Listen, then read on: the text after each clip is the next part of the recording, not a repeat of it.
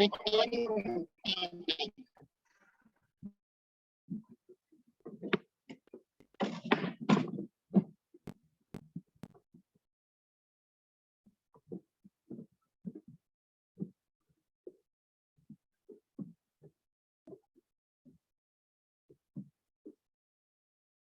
علیکم ورحمۃ اللہ وبرکاتہ۔ یہ کوآرڈینیٹر صاحب سے گزارش ہے کہ ریکارڈنگ آپ شروع کریں، تو میں اپنے موبائل سے آن کرتا ہوں تو پھر وہ موبائل کی ریکارڈنگ سیو ہوتی ہے اور وہی پھر یوٹیوب پہ اپلوڈ ہوتی ہے۔ موبائل کی اسکرین نہیں ہونی چاہیے، ہمارے کمپیوٹر کی اسکرین وہ ہونی چاہیے۔ اس لیے کوآرڈینیٹر صاحب سے گزارش ہے کہ وہ اسکرین کی ریکارڈنگ آن کی۔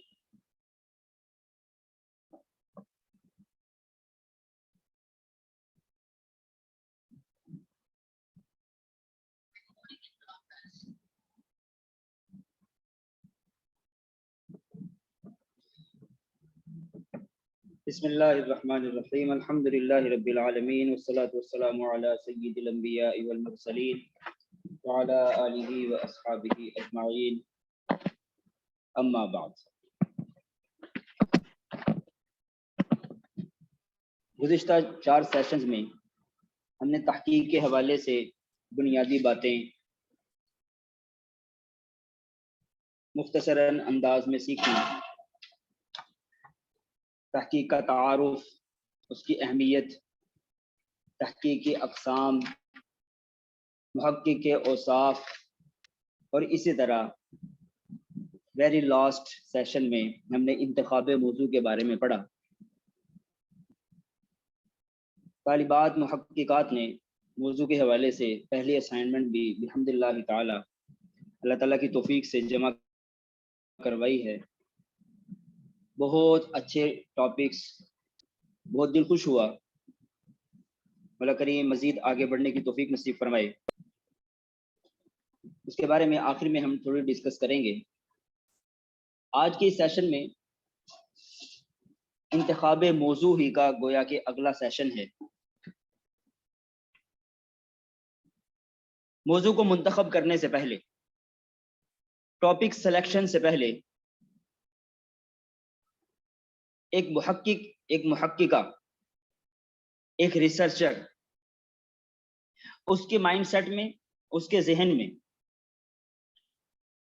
چند میدان ہونے چاہیے، کچھ ایریاز ایسے ہونے چاہیے، کچھ دائرے ایسے ہوں کہ جن کے تحت رہ کر وہ اپنی ریسرچ کو شروع کر سکے، اپنے لیے ایک عنوان کو منتخب کر سکے جس کی طرف اس کی طبیعت کا میلان ہو، جس کی طرف اس کی دلچسپی ہو، ذاتی طور پر، شخصی طور پر، انڈیویجولی وہ اس ذوق کے ساتھ، اس فن کے ساتھ مناسبت رکھتا ہو۔ ایک تحقیق کار، ایک مقالہ نگار، ایک محقق، ایک ریسرچر، وہ جس دائرے میں کام کرنا چاہتا ہے اسی کے متعلقہ اس کو عنوان اور ٹاپک سلیکٹ کرنا چاہیے۔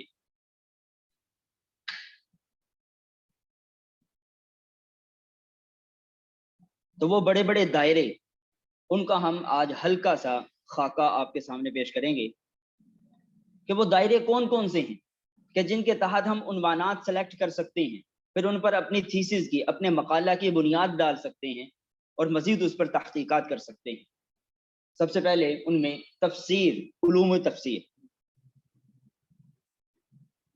کہ تفسیر کے بارے میں جتنا بھی مواد ہے، جتنا بھی مٹیریل ہے، وہ تفاسیر خواہ عربی کی ہوں، وہ تفاسیر خواہ اردو ہوں، واٹ ایور، کسی بھی قسم کی ہوں۔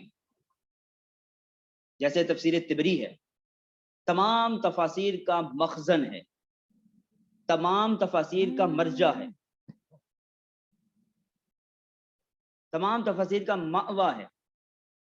امام طبری رحمہ اللہ وہ صرف مفسر نہیں تھے، مؤرخ بھی تھے، وہ مفکر بھی تھے، وہ محدث بھی تھے، مفسر بھی تھے۔ تو ان کی تفسیر طبری،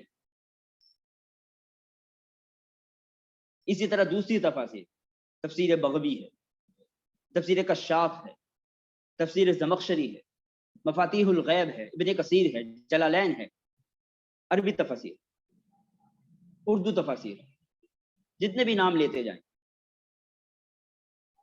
تو جس طالبہ، جس محققہ کا ذوق تفسیر کے ساتھ ہے، وہ تفسیر کے اندر محنت کرے، اسی کے مطابق اپنا عنوان سلیکٹ کرے، وہ اس میں زیادہ بہتر کام کر سکے گی، اس میں زیادہ آگے بڑھ سکے گی. اسی طرح اصول تفسیر، وہ قوانین کہ جن کے ذریعے وہ بنیادی صلاحیتیں کہ جو ایک مفسر میں ہونی چاہیے، ان کے بارے میں معلومات حاصل کرنا اور ان پر کام کرنا. اسی طرح حدیث ہے، اصول حدیث، سیرت ہے، فقہ سیرہ ہے، سیرت نگاری ہے، عربی ادب ہے، فقہ ہے، اصول فقہ ہے، فقہی مذاہب ہیں، علم بلاغت ہے، تاریخ ہے، اصول تاریخ ہے، تجوید ہے، قرات ہے، صرف و نحو، عقائد، علم فرائض، علم کلام، تقابل ادیان، کمپیریزن اور ریلیجن، علم منطق ہے، فلسفہ، دعوت و تبلیغ ہے، دعوت و ارشاد ہے، اسلامی تہذیب و تمدن، اسلامی معاشیات، اکنامکس، پولیٹکس، سیاسیات، جدید فلسفہ، فلسفی، اورینٹلزم، استشراق، ریلیجن کا عصری رجحانات جو ماڈرنزم، مکالمہ بین المذاہب، ایتھسٹ، الہاد، ارتداد. یہ مختلف بڑے بڑے دائرے ہیں کہ جن کے اندر رہ کر ہم مختلف قسم کے عنوانات، ذیلی عنوانات، شاخیں اور مختلف پہلوؤں پر کام کر سکتے ہیں. تفسیر کے بارے میں میں نے تھوڑی سی تفصیل آپ کے سامنے عرض کر دی. اب حدیث کے بارے میں ہم تھوڑی سی وضاحت کرنے کی کوشش کریں گے. حدیث، علوم الحدیث، تدوین حدیث کس طرح ہوئی، حدیث کی اقسام کیا ہیں، حدیث کہتے کس کو ہیں، وحی کی کتنی اقسام ہیں، وحی مطلوب کیا ہوتی ہے، وحی غیر مطلوب کیا ہوتی ہے، کیا جو کچھ بھی نبی علیہ الصلوۃ والسلام کے زبان اقدس سے نکلا ہے کیا اس کو حدیث کہتے ہیں، حدیث و سنت میں فرق کیا ہے، کیا غصے کے وقت کہے ہوئے الفاظ وہ بھی حدیث ہیں، وما ينطق عن الهوى ان هو الا وحی یوحى، اس کی تفسیر کیا ہے، اس کا مطلب کیا ہے، جتنی بھی طب کے متعلق احادیث کتب حدیث میں مذکور ہیں ان کا مطلب کیا ہے، کیا وہ حدیث احکامات ہیں، کیا ان پر بھی عمل اسی طرح ضروری ہے جس طرح متواترات پر عمل کرنا ضروری ہے. یہ ساری قسم کی بحثیں. حدیث کی تدوین کس طرح ہوئی، کب ہوئی، حدیث کس طرح ڈیولپ ہوئی، اس کا ارتقاء کیسے ہوا، اس کے ادوار کون کون سے ہیں. سب سے پہلا دور نبوی، دور صحابہ، دور تابعین کا ہے. یہ خیر القرون ہے، خیر القرون قرنی ثم الذین یلونہم ثم الذین یلونہم، کہ یہ وہ دور کہ جس میں سب سے پہلے ابتدائی شکل میں انیشیلی حدیث کو مدون کیا گیا، مرتب کیا گیا، تدوین حدیث. دوسرا دور تبع تابعین کے بعد، تابعین، اتباع تابعین، امام بخاری سے پہلے تک یہ حدیث کی تدوین کا دوسرا دور ہے کہ یہاں کس طریقے سے امام بخاری تک احادیث پہنچی ان سے پہلے. تیسرا دور امام بخاری، ان کے شاگرد، ان کے تلامذہ اور اس کے بعد کے محدثین، جب کتب مدون ہو گئی، کتب لکھی گئیں، یہ تیسرا دور ہے. تو تدوین حدیث پر بھی اگر کوئی محقق یا محققہ کام کرنا چاہیں تو اس کے لیے بھی میدان کھلا ہے. آگے مزید اس کی تفصیل آ رہی ہے. کتب حدیث، جتنے بھی متن کی احادیث ہیں، متن کی کتب ہیں، صحاح ستہ ہیں، بخاری ہے، مسلم ہے، ترمذی، ابن ماجہ، نسائی، ابو داؤد. ان میں سے سنن کون سی ہیں، جامع کون سی ہیں، صحاح کون سی ہیں، ان کو دیکھنا. موطا امام مالک ہے، مشکات شریف ہے، ان میں وہ کتاب کون سی ہے جس میں احادیث کا تکرار ہے، ریپیٹیشن ہے. اصل متن کی کتب کون سی ہیں، امہات الکتب کون سی ہیں، ان کی کھوج کرنا، ان پر محنت کرنا، یہ بھی ایک تحقیق کا میدان ہے۔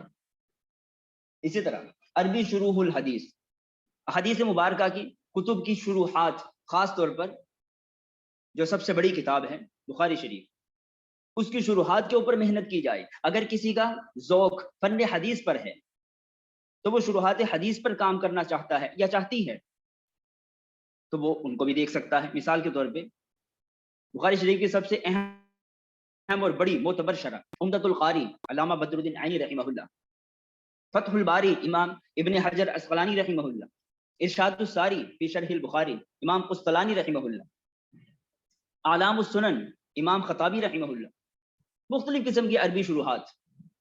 اسی طرح اردو شروحات ہم بخاری ہی کی لے لیتے ہیں، انوار الباری علامہ انور شاہ کاشمیری رحمہ اللہ، تحفۃ القاری علامہ سعید پالنپوری رحمہ اللہ، الخیر الجاری مولانا ادریس کاندلوی رحمہ اللہ۔ تو چاہے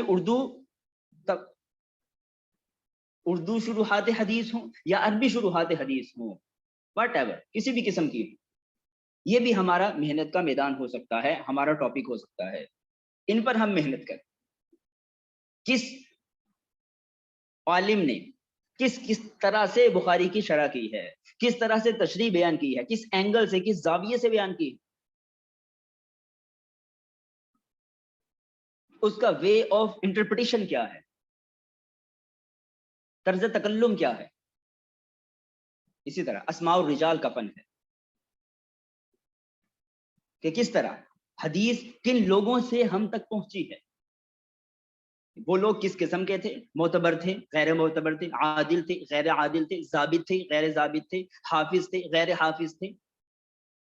یہ اسماء الرجال کا فن۔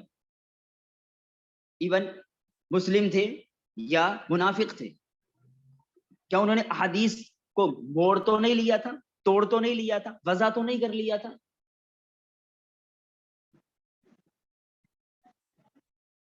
اسماء الرجال کا فن یہ ایک ایسا فن ہے کہ جب سے یہ فن ایجاد ہوا تب سے کانٹ چھانٹ ہو گئی، تہذیب ہو گئی احادیث کی۔ صحیح ایک طرف، غلط ایک طرف، سچی ایک طرف، جھوٹی ایک طرف۔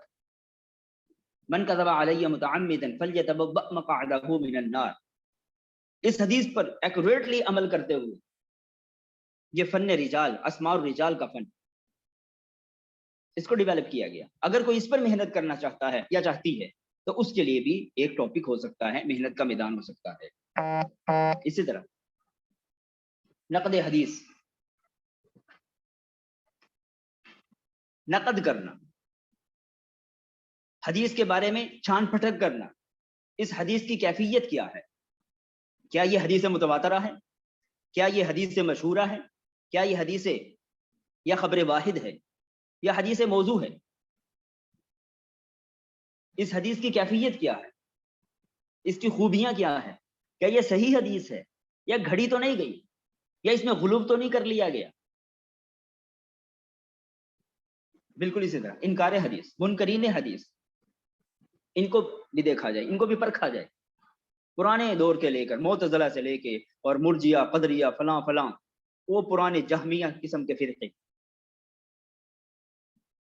جدید دور کے پرویزی فرقہ،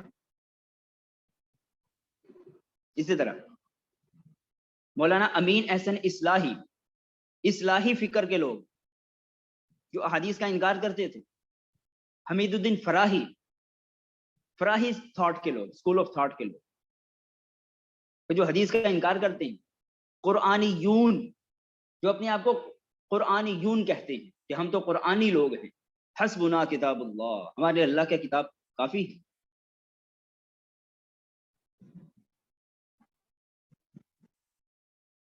تو انکار حدیث کو بھی دیکھنا، اس ٹاپک کو بھی اپنی محنت کا میدان بنایا جا سکتا ہے۔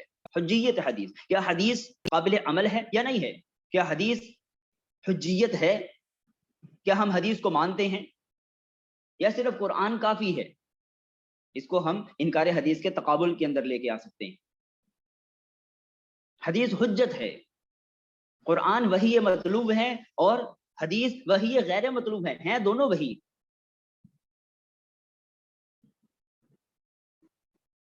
تو حدیث کو حجت مانتے ہوئے اس پر عمل کرنا، اس پر کام کرنا۔ احادیث موضوعہ، وہ احادیث جن کو گھڑ لیا گیا، موضوعات کبرا ایک کتاب ہے ملا علی قاری رحمہ اللہ نے لکھی، ساری وہ احادیث کے جو پہلے مشہور ہو چکی تھی، جن کو گھڑ گھڑ کے لوگوں میں مشہور کر دیا گیا تھا، بہت ساری آج بھی ایسی احادیث جو کہ عوام الناس کے اندر مشہور ہو چکی ہیں، لیکن اس کا حقیقت سے کوئی تعلق نہیں ہے، کوئی تعلق نہیں۔ موضوعات کبرا، ان پر بھی کام کیا جا سکتا ہے۔ استشراق اور حدیث، حدیث کے حوالے سے غیر مسلم مفکرین کہ جو خود کو مسلمان ظاہر نہ کرتے ہوئے، کافر رہتے ہوئے، عیسائی، یہودی، کمیونسٹ، دہریے، سکھ، ہندو، واٹ ایور، غیر مسلم رہتے ہوئے وہ علوم اسلامیہ میں مہارت تامہ حاصل کرتے ہیں، اور پھر حدیث پر بھی ان کا بہت زیادہ کام ہے۔ ذخیرہ احادیث میں بہت زیادہ کام مستشرقین نے بھی کیا ہوا ہے۔ ان کے مقاصد کیا تھے، وہ سارے معاملات کیا تھے، وہ غالباً آپ ایک پورا سبجیکٹ پڑھ رہی ہیں۔ تو استشراق اور حدیث کہ مستشرقین نے احادیث مبارکہ پر کس طرح کام کیا، کس کس اینگل سے کام کیا، اس کو بھی دیکھا جا سکتا ہے۔ احادیث احکام، حدیث کا اندر وہ ذخیرہ کہ جن کے اندر احکامات کا تذکرہ ہے، جس طرح قرآن کریم کی آیات الاحکام ہیں قریباً 500 کے قریب، اسی طرح روایات بھی، احادیث مبارکہ بھی کثیر تعداد میں اس طرح کی ہیں کہ جن میں احکامات بیان کیے گئے ہیں، تو ان کو بھی دیکھا جا سکتا ہے۔ فقہ و فتاوی، میں اختصار کے ساتھ آپ کے سامنے جلدی جلدی یہ باتیں عرض کرنا چاہوں گا۔ اصول فقہ، اصول فقہ آپ نے بہت ساری کتب اس کے بارے میں پڑھ رکھی ہیں۔ آسان اصول فقہ ہے، اسی طرح اصول الشاشی ہے، توضیح تلوی ہے، حسامی ہے، کہ قرآن کریم کے الفاظ کا معنی کے ساتھ تعلق کیا ہے، کہ لفظ کس معنی کے لیے وضع کیا گیا ہے، کیا وہ خاص ہے، عام ہے، مشترک ہے، مؤول ہے، لفظ کو کس معنی میں استعمال کیا گیا ہے، حقیقت میں، مجاز میں، صریح میں، کنایہ میں، لفظ کا معنی ظاہر ہے، ظاہر، نص، مفسر، محکم، یا لفظ کا معنی مخفی ہے، خفی، مشکل، مجمل، متشابہ، یا لفظ کس معنی پر دلالت کر رہا ہے، عبارت النص ہے، اشارت النص ہے، دلالت النص ہے، اقتضاء النص ہے، کس اعتبار سے، امر کو دیکھنا، نہیں کو دیکھنا، اس کے درجات کو دیکھنا، فرض کو، واجب کو، سنت کو، مستحب کو، ان تمام چیزوں کو دیکھنا، ان کو پر محنت کرنا، یہ بھی آپ کی محنت کا میدان ہو سکتا ہے، دائرہ ہو سکتا ہے۔ اجتہاد، امام شافعی رحمہ اللہ، انہوں نے اجتہاد کی دلیل تلاش کرنا شروع کی، پورا قرآن پڑھنا شروع کیا کہ کہیں نہ کہیں مجھے اجتہاد کی دلیل مل جانی چاہیے۔ ایک مرتبہ پڑھا، 2 مرتبہ، پتہ نہیں کتنی مرتبہ دور کیا، آخر کار اس آیت پر آ کے رک گئے۔ اعوذ باللہ من الشیطان الرجیم، ومن یشاقق الرسول من بعد ما تبین له الهدى ويتبع غیر سبیل المؤمنین نولہ ما تولى ونصلہ جہنم وساءت مصیرا۔ ويتبع غیر سبیل المؤمنین، کہ جس نے مومنین کے راستے کے علاوہ کی پیروی کی، مومنین کا راستہ گویا مجتہدین کا راستہ، لا تتبعوا امتی علی الضلالہ، کہ میری امت گمراہی پر جمع نہیں ہو سکتی۔ تو اجتہاد، اس کے اوپر محنت کر۔ آج کل بہت سارے ایسے افراد، جدید دور کے بہت سارے ایسے افراد جو جن کا تعلق ایک خاص مکتبہ فکر سے ہے، وہ بھی ظاہراً اجتہاد کا انکار کرتے ہیں، لیکن عملاً اس پر عمل کرتے ہیں، اس کو مانتے ہیں۔ تو بہرحال اجتہاد بھی ہمارے محنت کا میدان ہو سکتا ہے۔ جدید فقہی مسائل جو آج کے جدید دور میں پیدا شدہ ہیں، یہ بلڈ ہم ایک دوسرے کو دے سکتے ہیں کہ نہیں، ایک دوسرے کو اپنے باڈی کے آرگنز ڈونیٹ کر سکتے ہیں کہ نہیں، کورونا کی صورت میں پلازما دینا جائز ہے کہ نہیں، اسی طرح اور زیادہ مخفی معاملات، مخفی مسائل جو پیچیدہ مسائل ہیں، جو آج کے جدید دور کے ہیں، کیا ٹرانسپلانٹ کرنا جائز ہے کہ نہیں؟ میڈیکل کے مسائل، سوسائٹی کے مسائل، بہت سارے جدید فقہی مسائل، ان کے اوپر محنت کرنا. آگے فتاوی کے اندر اس کے اوپر بات آ رہی. یورپی مسلمانوں کے فقہی مسائل، وہ مسلمان جو غیر مسلم ممالک میں رہتے ہیں، ان کے لیے اسلام پر عمل کرنا اتنا آسان نہیں ہے جتنا ہم پاکستانیوں کے لیے. وہ حلال و حرام میں تمیز کس طرح کریں گے؟ ایک ہی مارکیٹ میں گوشت بک رہا ہے مختلف قسم کا، خنزیر کا بھی اور گائے کا بھی، بکرے کا بھی، دوسرے حرام جانوروں کا بھی، حلال جانوروں کا بھی. ان کے لیے حکم کیا ہے؟ کیا مسلمان بھی تمام لوگوں کی طرح اس سوسائٹی میں رہتے ہوئے کھلم کھلا بغیر کسی احتیاط کے چیزیں استعمال کر سکتے ہیں یا نہیں کر سکتے؟ کیا خود مسلم سوسائٹی میں رہنے والے لوگ، پاکستان کے لوگ، ان کے لیے ہر چیز میں چھان بین کرنا ضروری ہے یا نہیں؟ پتہ نہیں اس بندے نے ذبح کرتے وقت بسم اللہ پڑھی ہوگی کہ نہیں پڑھی ہوگی، پتہ نہیں یہ گھی کس طرح بنا ہوگا، اس کے اندر کوئی چیز ملاوٹ تو نہیں کر دی گئی ہوگی. کیا ہر چیز یہ حلال ہے یا حرام ہے؟ یہ شوارما، اس کے اندر مردہ چکن تو نہیں ڈال دیا گیا ہوگا؟ یہ برگر، یہ فلاں فلاں بڑے میکڈونلڈز کے، یہ KFC کے، فلاں کے، کیا ان کے اندر حلال چیزیں استعمال کی گئی ہیں یا حرام چیزیں استعمال؟ کیا ہر چیز کے بارے میں مسلم سوسائٹی میں رہتے ہوئے چھان بین کرنا ضروری ہے یا نہیں ہے؟ اس کے اوپر محنت کر. میں چھوٹی سی بات عرض کرتا ہوں. مسلم سوسائٹی میں رہتے ہوئے مسلمانوں کو یہ کام کرنے کی ضرورت قطعاً نہیں ہے. وہ یقین کر لیں، وہ مسلمانوں کے اوپر اعتماد کر لیں کہ ذبح کرنے والا مسلمان ہے، چاہے وہ مرغی کو ذبح کر رہا ہے، بکری کو ذبح کر رہا ہے، گائے کو ذبح کر رہا ہے، اونٹ کو ذبح کر رہا ہے، کسی کو بھی ذبح کر رہا ہے، اس کے دل میں کلمہ ہے، وہ مسلمان ہے، اس نے پڑھا ہوگا، بس چھان بین کی ضرورت نہیں ہے. ہر چیز کی حلت و حرمت کے درپے ہونے کی ضرورت نہیں ہے. ہاں یہ کام وہ کرے جو یورپ میں رہتا ہے، جو فارن کنٹریز میں رہتا ہے، جو غیر مسلم ممالک میں رہتا ہے، اس کے لیے یہ ضروری ہے. اس کے فقہی مسائل کے اوپر محنت کرنا، سٹرگل کرنا، کوشش کرنا، جستجو کرنا، تلاش کرنا، ریسرچ کرنا، تحقیق کرنا. مختلف فقہ پر، فقہ حنفی، مالکی، شافعی، حنبلی، ان فقہ کے اوپر محنت کی جا سکتی ہے. فقہ حنفی پر الحمدللہ ہمارا عبور بھی حاصل ہے، اور ہم اس کی مختلف کتابیں بھی پڑھ چکے ہیں. قدوری ہے، کنز ہے، ہدایہ ہے، اور بھی دیگر کتب سے کچھ نہ کچھ تناشائی موجود ہے. لیکن کیا کبھی ہم نے فقہ شافعی کو بھی پڑھا، کتاب الام اس کا مطالعہ کیا؟ کیا کبھی فقہ مالکی پڑھنے کا اتفاق ہوا یا فقہ حنفی پڑھنے کا اتفاق ہوا؟ ہرگز نہیں، پڑھتے ہی نہیں ہے. ہم اپنے آپ کو ٹھیک سمجھتے ہیں، ہم دوسروں کی فقہ کو کیوں پڑھیں؟ پڑھا جا سکتا ہے. یہ تمام، یہ چاروں ائمہ اہل سنت والجماعت ہیں، چاروں برحق ہیں. جو جس مسلک کے اوپر، جس فقہ پر عمل کرے گا، وہ سب راہ راست پر ہیں، راہ حق پر ہیں. ہاں یہ ضروری ہے کہ ایک بندہ ایک وقت میں ایک ہی فقہ کو فالو کرے. یہ نہ ہو کہ اپنی مرضی سے، اپنی خواہش سے جس فقہ کا مسئلہ پسند آیا اسی میں جا کے گھس گئے، وہاں سے وہ مسئلہ لے لیا. اس طرح نہیں. تو بہرحال فقہ کا میدان بھی ہو سکتا ہے. عربی کتب فتاوی، اردو کتب فتاوی، یہ نیٹ سے بہت زیادہ تلاش کی جا سکتی ہیں. چند کے نام میں آپ کے سامنے عرض کر دیتا ہوں. شامی ہے، بدائع والصنائع ہے، بحر الرائق ہے، عربی ہے. اسی طرح فتاوی محمودیہ ہے، فتاوی امدادیہ ہے، دارالعلوم دیوبند ہے، فتاوی دارالعلوم زکریہ ہے، فتاوی رشیدیہ ہے، کفایت المفتی، فتاوی عالمگیریہ، بریلوی مکتبہ فکر کا 30 جلدوں کا ایک فتویٰ، فتاوی رضویہ.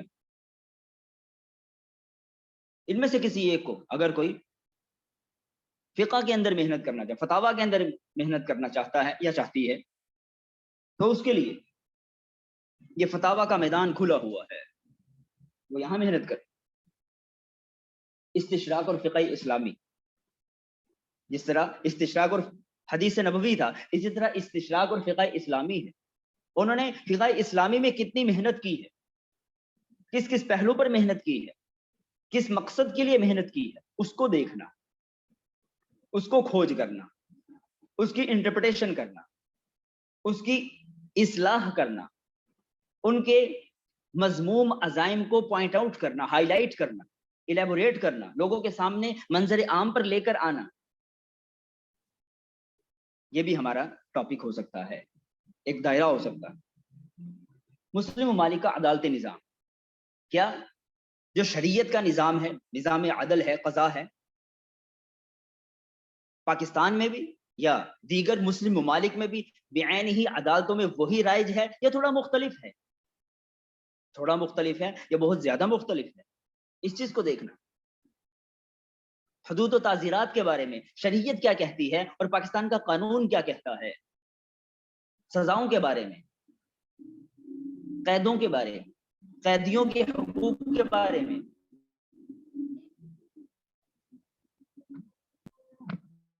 شریعت کا کیا قانون ہے اور پاکستان کا کیا قانون ہے، اس کو دیکھنا، اس پر محنت کرنا، آئین پاکستان کا مطالعہ کرنا۔ 1973 کا جو آئین ہے، کانسٹیٹیوشن ہے، اس کا مطالعہ کرنا۔ اگر میں بدگمانی نہ کروں تو شاید ہی کسی نے وہ دیکھا بھی ہو کانسٹیٹیوشن آف پاکستان 1973 کا، ضرورت ہی نہیں سمجھتے، ہمارا دائرہ کار ہی نہیں ہے، ہمارا دائرہ کار اسلام کو نافذ کرنا۔ اب یہ نہیں ہے کہ ہر بندہ چاہتا ہے اسلام کو نافذ کیا جائے، اسلام نافذ ہونا چاہیے، دیوبندی بھی چاہتے ہیں، بریلوی بھی چاہتے ہیں، اہل حدیث بھی چاہتے ہیں، سب چاہتے ہیں، ایون کہ وہ لوگ بھی چاہتے ہیں جو اونلی 2% ہیں پورے پاکستان میں، اب اگرچہ بڑھ رہے ہیں، اونلی 2%۔ تحریک نفاذ فقہ جعفریہ، وہ بھی چاہتے ہیں ہمارا مذہب نافذ ہو جائے، کہ 98% لوگوں پر 2% کی فقہ نافذ کر دی جائے، وہ بھی چاہتے ہیں۔ تو کس کا اسلام نافذ کیا جائے، اس بارے میں تھوڑی تحقیق کرنا، ریسرچ کرنا، محنت کرنا، کوشش کرنا، جستجو کرنا۔ غیر مسلم فقہ اسلامی، یہ بھی اسی کے اندر آ جائے گا۔ اسی طرح مسلم اقلیات اور فقہ کہ غیر مسلم معاشروں کے اندر جو مسلمان اقلیت لوگ ہیں، یہ غالباً پچھلی سلائیڈ کے اندر یہ گزر چکا، کہ ان کے حقوق کیا ہیں، ان کے فقہی مسائل کیا ہیں، ان کو دیکھ۔ بین الاقوامی اسلامی قوانین، جب اسلام آیا اس وقت ایک قانون رائج تھا، غلامی کا نظام، کہ لوگ جب کوئی جنگ ہوتی ایک دوسرے کے اوپر ملک قبضہ کر لیتے تو ان کے جو مرد تھے وہ غلام ہو جاتے، ان کی عورتیں باندیاں بن جاتی، یہ رواج تھا، رائج تھا۔ اسلام نے اس کو روکا نہیں، یک مشت یک لخت اس کو بند نہیں کیا، بلکہ اس کو جاری رکھا۔ ہاں، اس کو کنڈیم کرنے کی، اس کی حوصلہ شکنی کی، ہر طرح ہر بات میں غلاموں کے حقوق بیان کی، غلاموں کو آزاد کرنے کی طرف ترغیب دی۔ قسم کھا لو کفارے کے طور پر غلام آزاد، روزہ نہیں رکھا کفارے کے طور پر غلام آزاد، ہر کام میں کفارے کے طور پر غلام آزاد کرو، غلاموں کو مکاتب بنا لو، مدبر بنا لو، ام ولد بنا لو، تاکہ وہ آزاد ہو جائیں، ان کے حقوق مل جائیں۔ جو خود کھاؤ وہ غلاموں کو کھلاؤ، وہ جو خود پہنو وہ غلاموں کو پہناؤ۔ تو اسلام نے غلامی کو کم کرنے کی کوشش کی ہے۔ جب یہ انٹرنیشنل لا بنا، اس کے اندر یہ طے کر دیا گیا کہ آج کے بعد کوئی بھی ملک دوسرے ملک پر جب قبضہ کرے گا تو کوئی کسی کو غلام نہیں بنائے گا۔ تو پھر بھی علماء امت نے اس کو مان لیا، جیسے نبی علیہ الصلوۃ والسلام نے اس دور میں اس قانون میں رکاوٹ نہیں ڈالی، اس کو مان لیا، اس وقت کا انٹرنیشنل لا تھا، اس کو قبول کر لیا۔ بالکل اسی طرح آج جب انٹرنیشنل لیول پہ یہ قانون بن گیا کہ آج کے بعد کوئی ملک جب دوسرے ملک پر قبضہ کرے گا، جنگ کرے گا، فاتح بنے گا، تو کوئی کسی کو غلام یا باندی نہیں بنائے گا۔ تو علماء امت نے فتویٰ دیا کہ ٹھیک ہے، آج کے بعد کوئی غلام یا لونڈی نہیں ہوگی۔ پھر دوبارہ اگر قیامت سے پہلے دوبارہ کوئی اس طرح کا قانون پاس ہو جاتا ہے، پھر دوبارہ وہی غلام اور لونڈی والا سسٹم رائج ہو سکتا ہے۔ تو بین الاقوامی اسلامی قوانین، ان کے اوپر ریسرچ کرنا، تحقیق کرنا، اس کو دیکھنا، اس کے اپ ڈاؤنز کو دیکھنا، یہ بھی ہماری محنت کا میدان ہو سکتے ہیں۔ سیرت نگاری کے اصول، سیرت النبی صلی اللہ علیہ وسلم، اس کو لکھنے کے اصول کیا ہیں؟ آپ کی ابتدائی زندگی پر کس طرح قلم اٹھانی ہے، آپ کی مکی زندگی پر، آپ کی مدنی زندگی پر۔ مختلف سیرت کی کتابیں، سیرت المصطفیٰ ادریس کاندھوی رحمہ اللہ کی، سیرت النبی علامہ شبلی نعمانی رحمہ اللہ کی، الرحیق المختوم سیف الرحمن مبارک پوری رحمہ اللہ کی، کس انداز میں لکھی گئی ہے، ان کو دیکھنا، عربی سیرت کی کتابوں کو دیکھنا، ان کے اندر محنت کرنا۔ کسی کا ذوق سیرت پر ہے، سیرت کے مختلف پہلو، ہزار ہاں پہلو ہے۔ اگر کوئی ایک طالبہ نے لکھا ہے ٹاپک کے اندر سیرت النبی کا جائزہ، سیرت النبی یہ تو گہرا سمندر ہے، اس کے اندر کہاں تک غوطہ لگائیں گے،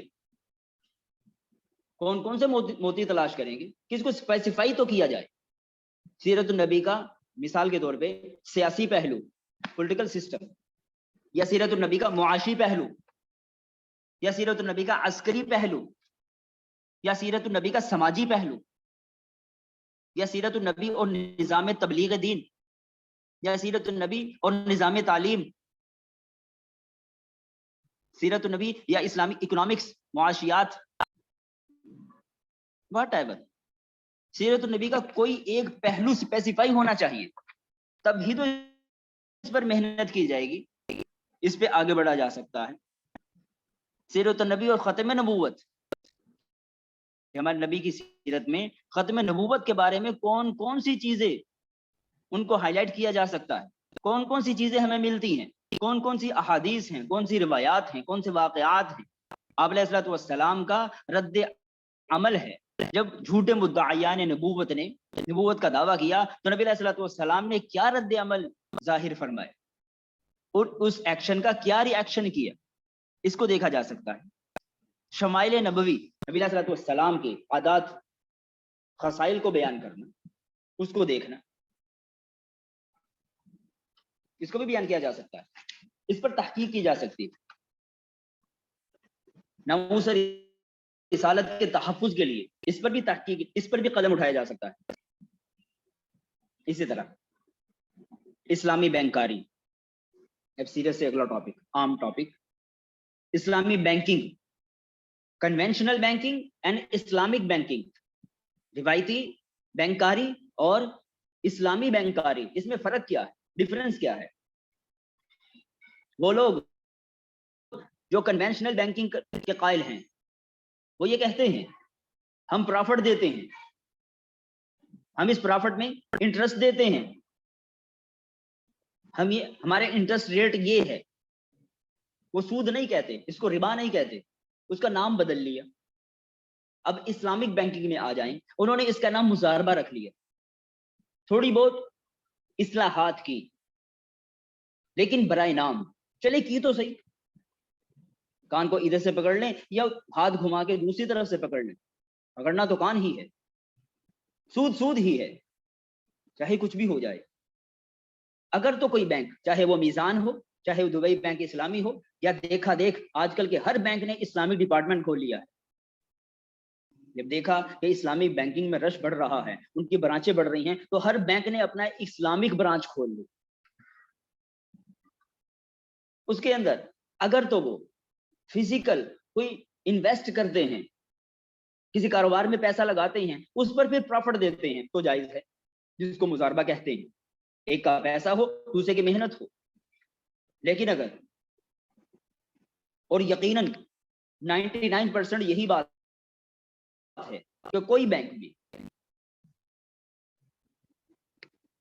فزیکل کام نہیں کرتا الا ماشاءاللہ، وہ سود پر پیسے ہی دیتے ہیں، قرضہ دیا اور قرضے کے اوپر سود لیا، اس کی پراپرٹ آگے تقسیم کر دی، نام اس کا مظاہرہ رکھ دیے۔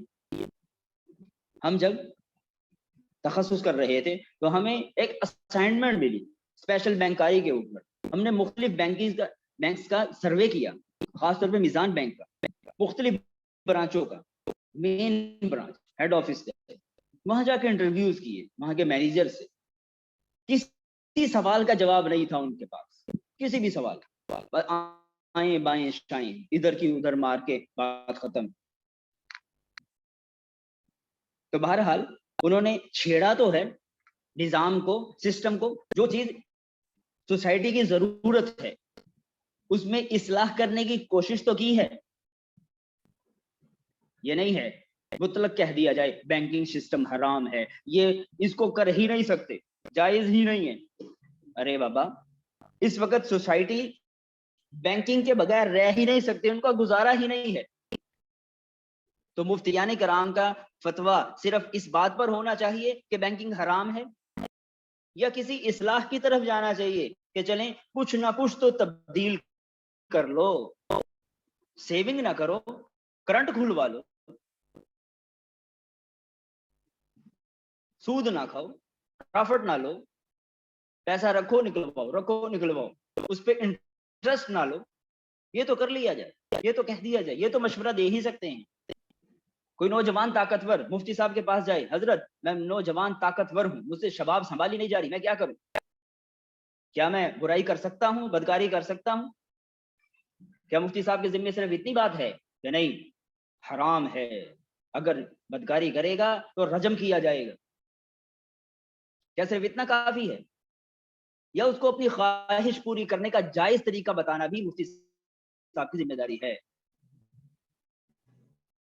کہ والدین سے بات کرے، کسی طریقے سے نکاح کا سسٹم شروع کرے، کوئی جگاڑ لگائے، کوئی ترتیب بنائے، پیسے نہیں ہے، مکان نہیں ہے، واٹ ایور کوئی چیز نہیں ہے، اسباب پیدا کرے۔ حلال سسٹم بتانا بھی مفتیان کرام کی ذمہ داری ہے۔ تو بہرحال بینکاری کے اوپر یہ بھی ریسرچ ہو سکتی ہے، سودی نظام اور اس کی اقسام و انواع کون سی ہیں، اس پر ریسرچ کی جائے۔ اسلام کا نظام تجارت کیا ہے، اسلام کا نظام کفالت کیا ہے۔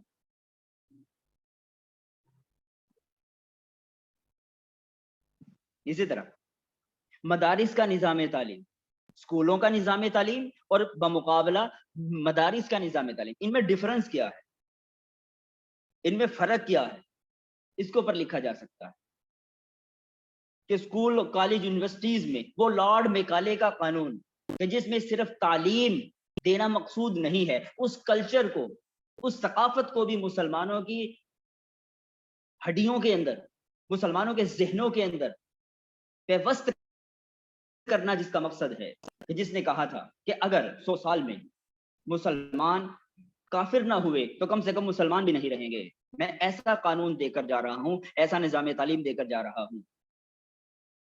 تو بالکل اس طرح ہو رہا ہے ہماری جامعات میں، جن کو یونیورسٹیز کہتے ہیں، ہمارے کالجز میں، ہمارے اسکولز میں پڑھائی کے نام پر کیا کچھ ہو رہا ہے۔ یہ کو ایجوکیشن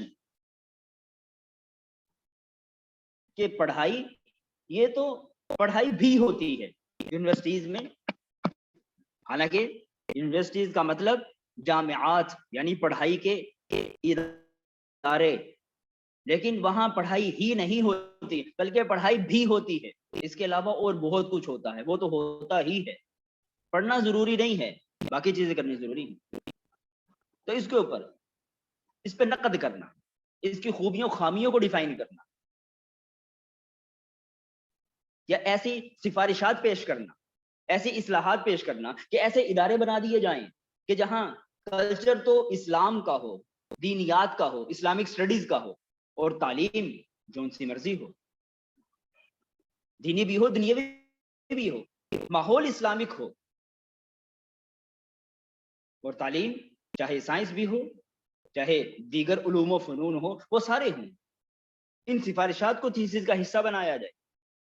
ہمارے مدارس کا یہ سٹرکچر کیا ہے، اس میں اصلاح کی کیا ضرورت ہے۔ ہمارے درس نظامی میں بہت ساری تو نہیں، کچھ کتب، چند کتب ایسی ہیں کہ جن کی تفہیم میں طلباء کو کون کون سی مشکلات پیش آتی ہیں ان پر قلم اٹھایا جائے، ان کو اپنا موضوع بنایا جائے. بہت ساری کتاب، ایک دو کے نام میں عرض کر دیتا ہوں، برا نہ منائے تو میں عرض کر دیتا ہوں، خاص طور پر وفاق والے. قطبی ہے، توضیح تلوی ہے، شرم اللہ جامی ہے، قیل قال، فلاں فلاں، غرض جامی. ان کا مقصد کیا ہے؟ بہرحال میں کرٹیسائز نہیں کرنا چاہتا. اس پر قلم اٹھایا جائے، اس کو دیکھا جائے کہ درس نظامی کی بعض کتب کی تفہیم میں درپیش مشکلات اور ان کا حل، تجزیاتی مطالعہ، اس کو دیکھا جائے. یہ بھی ہمارے محنت کا میدان ہو سکتا ہے. انتہائی شارٹ کرنا چاہوں گا، انسانی حقوق کے نام پر جتنی بھی تنظیمیں بن رہی ہیں ہیومن رائٹس کے حوالے سے، اس کے اوپر محنت کی جا سکتی. تقابل ادیان، مسلمانوں کا مطالعہ یہودیت، مسلمانوں کا مطالعہ عیسائیت، مطالعہ بدھ مت، مطالعہ جین مت، ہندو مت، سکھ مت، مجوسیت، مسلمانوں کا مسیحیات سے تعلقات، کرسچن سے، یہودیوں سے تعلقات، سکھوں سے تعلقات، جین سے تعلقات، ہندوؤں سے، مسیحی اخلاقیات، دیگر مذاہب کی اخلاقیات، ان کو دیکھا جائے، ان کی کتابوں کو دیکھا جائے. عہد نامہ قدیم کیا ہے، اولڈ ٹیسٹامنٹ، عہد نامہ جدید کیا ہے، نیو ٹیسٹامنٹ، اس کے اندر تحریف کا تناسب کیا ہے. تورات، زبور، انجیل، جن کو ملا کر انہوں نے دی ہولی بائبل بنا دی ہے، اس کو ڈکلیئر کر دیا ہے کہ یہی تینوں کتابوں کا مجموعہ ہے، اور دیگر انبیاء کے صحائف بھی ہیں. اس کے اندر تحریف کا تناسب کیا ہے، کس قدر وہ بدل چکی ہیں، کس قدر اپنی اصل کنڈیشن میں موجود ہیں. ہمارے یہاں گجرانوالہ میں بہت بڑا چرچ، جس کو ہم عیسائیوں کا دارالعلوم دیوبند بھی کہہ سکتے ہیں، یعنی جس طرح علماء دیوبند کا دارالعلوم دیوبند ہے انڈیا میں بہت بڑا، اس طرح عیسائیوں کا دارالعلوم دیوبند گویا کہ یہاں گجرانوالہ میں کھوکھرکی میں واقع ہے. وہاں سے ان کی ہولی بائبل وہ پبلش ہوتی ہے، چھپتی ہے، پرنٹ ہوتی ہے. تو ایک ایڈیشن کے بعد جب دوسرا ایڈیشن آیا بائبل کا، ایک ایڈیشن چھپا اور چند سال بعد دوسرا ایڈیشن چھپا، اس کے اندر بھی 14 سے 15 ورسز کا فرق تھا، ڈفرنس تھا. تو جس کتاب میں ایک ایڈیشن سے دوسرے ایڈیشن میں 14 سے 15 ورسز کا فرق پڑ جائے تو اس بیچاری کے ساتھ 2-3 صدیوں میں کیا کچھ نہیں ہوا ہوگا. اس کو دیکھا جائے، اس کے اوپر محنت کی جائے، تقابل ادیان پر بحث کی جائے، ارتداد پر بحث کی جائے. ایتھیسٹ کہ شروع میں جب اسلام اور غیر اسلام اس کا سروے ہوا، اس کو دیکھا گیا تو سب سے اوپر عیسائیت تھی 33%، پھر دوسرے نمبر پہ مسلمان تھے 25%، پھر اسی طرح ہندو مت تھے 15%، پھر نیچے آتے جائیں ایتھیسٹ 8% تھے، کہ جو لوگ اپنے آپ کو کچھ بھی نہیں مانتے، دہریے ہیں، کمیونسٹ ہیں، ان کا تعلق کسی بھی مذہب سے نہیں ہے، وہ اپنے خالق کے ہی منکر ہیں، اللہ تعالیٰ کی ذات کے ہی منکر ہیں. جسٹ 8% تھے. لیکن ریسنٹلی جو تحقیق کی گئی ہے اس میں مور دین 15%، 15% سے بھی اوپر ہو رہے ہیں. یہ الحاد کیوں اتنا بڑھ رہا ہے، ارتداد کیوں بڑھ رہا ہے؟ مکالمہ بین المذاہب، یہ فیس بک کے اوپر یہ پیج بنے ہوئے ہیں، ایسے ایسے اشکالات کرتے ہیں اللہ تعالیٰ کی ذات کے بارے میں، اس کائنات کے بارے میں، جناب نبی کریم صلی اللہ علیہ وسلم کے بارے میں، دین اسلام کے بارے میں، شاعر اسلام کے بارے میں. ان کو دیکھا جائے، ان کو موضوع بحث بنایا جائے، ان کو اپنے تھیسس کا عنوان بنایا جائے. مذہب اور سائنس کے بارے میں لکھا جائے کہ مذہب اور سائنس کا تعلق کیا ہے، کیا یہ ایک دوسرے کے مخالف ہیں یا موافق ہیں، کیا ان میں آپس میں کنٹرڈکشن تو نہیں ہے. مذہب اور سائنس کا آپس میں تعلق کیا ہے، مذہب اور جدید ماڈرنزم یہ کیا ہے، پوسٹ ماڈرنزم کیا ہے، اس کو بھی دیکھا جائے. بین المذاہب شادیاں، کیا ایک مذہب سے دوسرا مذہب والا شادی کر سکتا ہے یا نہیں کر سکتا، اس کے اوپر قلم اٹھائی جائے، اس کو دیکھا جائے. اتحاد بین المسالک، اتحاد بین المسالک، یعنی ایک ہے اتحاد بین المذاہب، ایک ہے اتحاد بین المسالک کہ جو مسلمانوں کے آپس میں مسلک ہیں، مسلمانوں کے مسالک ہیں. ایک چھوٹی سی بات عرض کرنا چاہوں گا. سب سے اوپر دین اسلام ہے، اس کے نیچے فقہی مذاہب ہیں، فقہ حنفی ہے، شافعی ہے، مالکی ہے، حنبلی ہے. اس کے نیچے مسالک ہیں، دیوبندی ہے، بریلوی ہے، اہل حدیث ہے. اس کے نیچے مشارب ہیں، چشتی ہے، قادری ہے، سہروردی ہے، نقش بندی ہے. تو یہ سارے، یہ تمام کے تمام اہل سنت والجماعت ہیں. اتحاد بین المسالک کے مسالک کے مابین یہ جو کنٹرڈکشن آج کل پھیلی ہوئی ہے، یہ تعصب پھیلا ہوا ہے، یہ نفرتیں پھیلی ہوئی ہیں، ان کو کس طرح مینیمائز کیا جائے، ان کو کس طرح شارٹ کرنے کی کوشش کی جائے. کون کون سی تدبیریں ایسی ہیں، کون کون سے مواقع ایسے ہیں کہ جن کے ذریعے ان مسالک کے درمیان نفرتیں کم سے کم ہو سکتی ہیں. ہاں ختم تو نہیں ہو سکتی، کم سے کم ضرور ہو سکتی ہیں. یہ ایک دوسرے کے قریب آ سکتے ہیں. ایک مسلک والا دوسرے کے پیچھے نماز پڑھنا شروع ہو جائے، نماز جنازہ پڑھنا شروع ہو جائے، ایک دوسرے کو مسلمان سمجھنے کے قابل ہو جائے. اس کے اوپر قلم اٹھانا، اس کے اوپر محنت کرنا. مذہب اور میڈیا، میڈیا کا کیا کردار ہے مذہب کے اوپر، اس کو دیکھا جائے. آج کل میڈیا کے اوپر جس طرح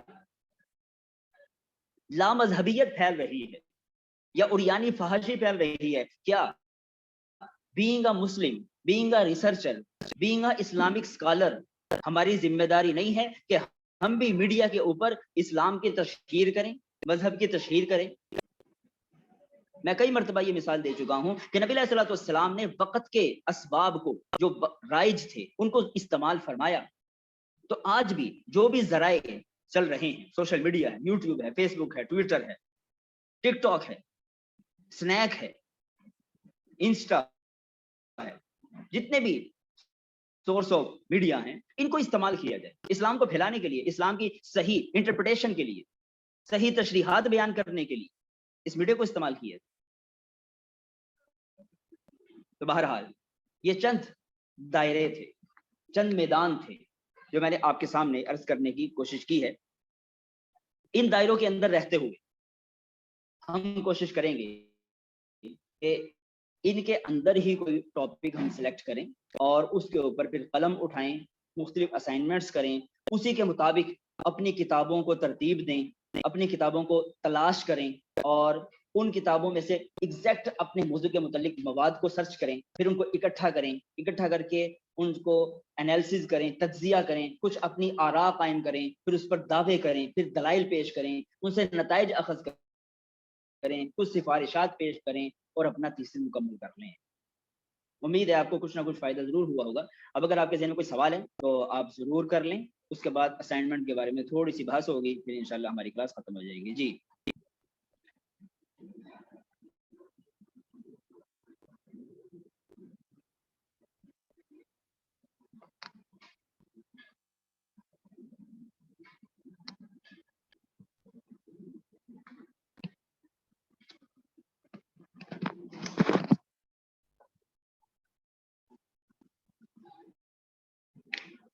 استاد صاحب، میزان بینک میں سیونگ اکاؤنٹ بنانے کا کیا حکم ہے؟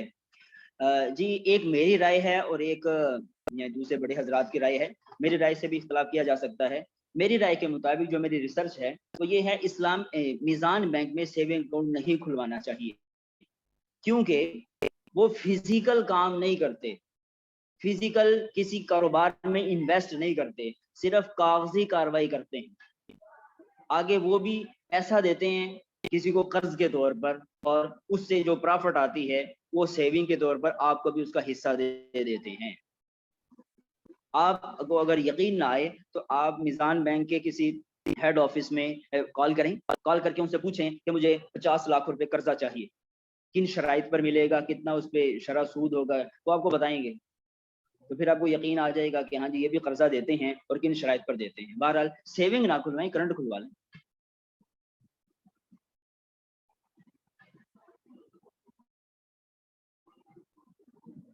حیاتی مماتی کا مسئلہ یہ انتہائی سطحی قسم کا مسئلہ ہے. حیاتی مماتی. جس طرح اب میں نے مسالک بیان کیے نا, اب مسالک کے اندر یعنی ذیلی مسالک بن رہے ہیں. اب بریلویوں کے اندر بھی آگے کوئی سیفی ہیں, کوئی اتاری ہیں, تو کوئی فلاں ہیں, کوئی فلاں ہیں, کوئی کسی کی ٹوپی کا کلر کس طرح ہے, کسی کا کس طرح ہے. دیوبندیوں میں 2 بن گئے, حیاتی اور مماتی. ایک ایک مسئلے کے اوپر, ذیلی شعبے کے اوپر پورے پورے مسالک کی بنیاد رکھ دی. ایک دوسرے کے اوپر کفر و شرک کے فتوے لگنے شروع ہو گئے.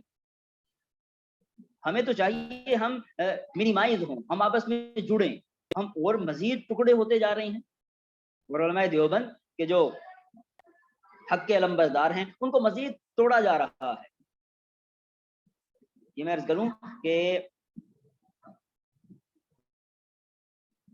یہ خود نہیں ہو رہا, اس کے پیچھے کوئی نہ کوئی موٹیو ضرور ہے. یہ وہی مستشرقین, ان کی چالیں, کہ جس طرح مرزا قادیانی, کیا یہ خود نکلا تھا؟ اس کے پیچھے موٹیو تھا. اسی طرح یہ جہلمی, کیا یہ خود نکل رہا ہے؟ کوئی موٹیو ہے, کوئی محرک ہے. اسی طرح مسالک کے اندر مزید ذیلی مسالک بنانا, یہ وہ مستشرقین جو اسلام کے اندر تحقیق کر کے ہماری احادیث کو پڑھ کے اور انہی کے ساتھ کسی عالم کو اٹیچ کر کے اس کے ذہن سازی کر کے ایک مسئلے کے اوپر کھڑا کر دیتے ہیں, اس کے اوپر پورے مسلک کی بنیاد کروا دیتے ہیں. تو اس پر بھی غور کیا جائے.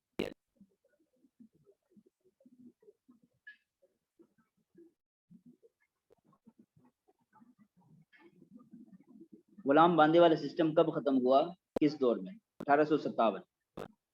اگر وہ کسی دوسرے کو دیتے ہیں تو وہ کوئی کام کر کے ہی واپس کرتا ہے.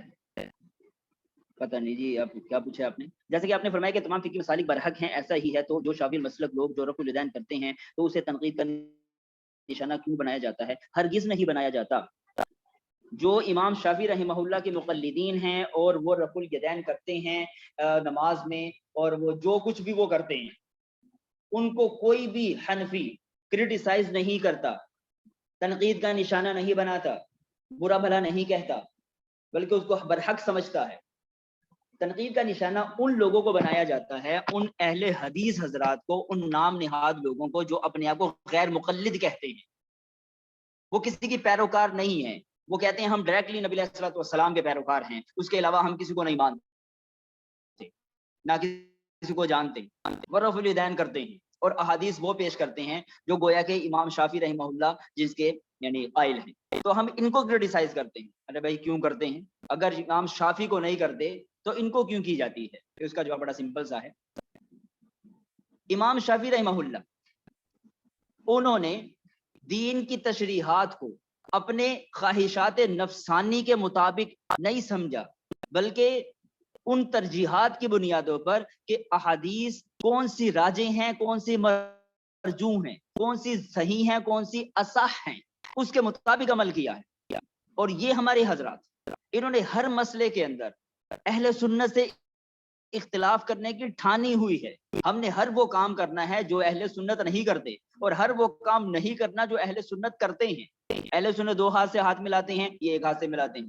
اہل سنت ٹوپی پہنتے ہیں, امامہ پہنتے ہیں, یہ پف بناتے ہیں, سر ننگا کرتے ہیں. اہل حدیث صرف ٹخنے ننگے کرتے ہیں مرد حضرات, اور یہ پنڈلی تک لے جاتے ہیں. اہل حدیث نماز میں اہل سنت نماز میں آہستہ آمین کہتے ہیں, یہ اونچی آمین کہتے ہیں. اہل سنت نماز میں فاتحہ نہیں پڑھتے امام کے پیچھے, اور یہ لوگ جان کے فاتحہ پڑھتے ہیں.